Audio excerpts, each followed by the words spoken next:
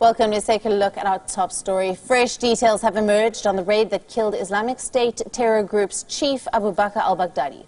First, President Donald Trump released a photo of the heroic dog which was injured in the raid. The canine's name has not been declassified for security reasons. In a joint press conference, U.S. Army General Mark Milley and Defense Minister Mark Esper said that Baghdadi's remains have been disposed of. Some reports claim that Baghdadi's body was buried at sea, just like Osama bin Laden 8 years ago. However, General Milley has said that the military was not ready at this time to release the video of the raid. Earlier, Trump had said that parts of the operations video could be released. The assault force closed in on Baghdadi and ended when he detonated a suicide vest. Baghdadi's remains were then transported to a secure facility to confirm his identity with forensic DNA testing. And the disposal of his remains has been done and is complete and was handled appropriately. We do have video, photos. We're not prepared at this time to release those. They're going through a declassification process. General Milley has contradicted Trump's remark that Baghdadi was whimpering and whining when confronted by the U.S. forces.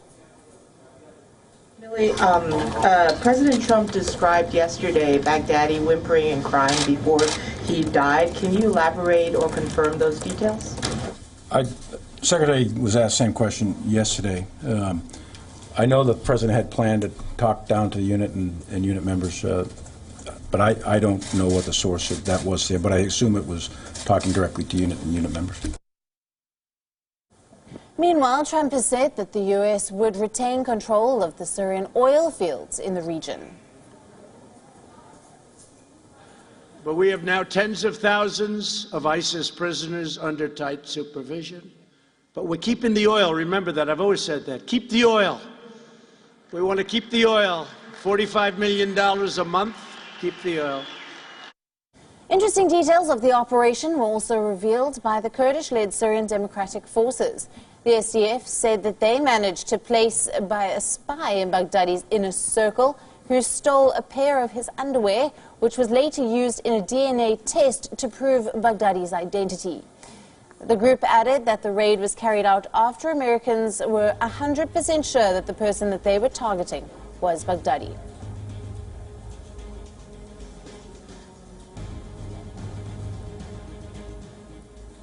In fact, some reports say that the U.S. intelligence agency, the CIA, got the tip-off about the elusive terrorist's possible location some months ago when one of his wives and a courier were arrested and interrogated. One of Baghdadi's brothers-in-law said that he provided information on the terror group chief to the U.S. He added that Baghdadi never thought he would be killed in a military operation.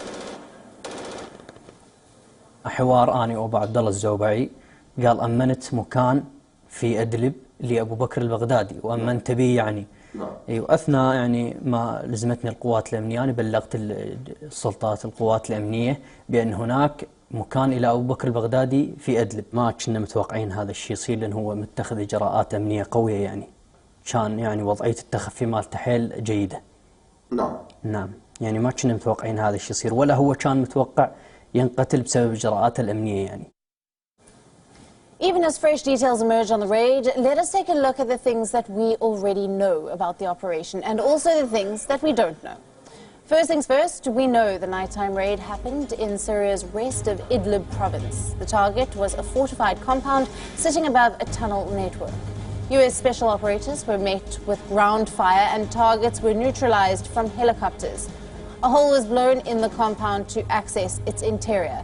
Islamic State's fighters captured in the raid have been sent to an undisclosed prison, while 11 children rescued from the compound were handed over to an undisclosed local party. Trump watched the operation in real time. Only American troops were directly involved in the raid. Helicopters flew through Syrian, Russian and Turkish defended airspace, and the flight time was among the most dangerous parts of the operation. Now this brings us to another important detail, that Russia knew about the operation but was not informed about the target.